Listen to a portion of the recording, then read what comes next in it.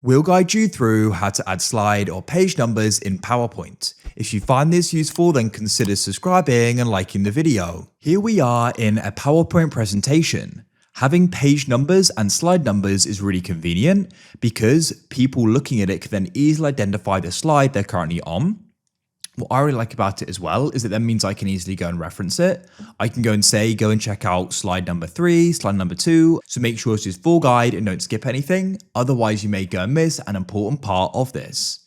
So to go and get started, what you need to do is you need to come to the top of the PowerPoint presentation and come into the ribbon or header and click view.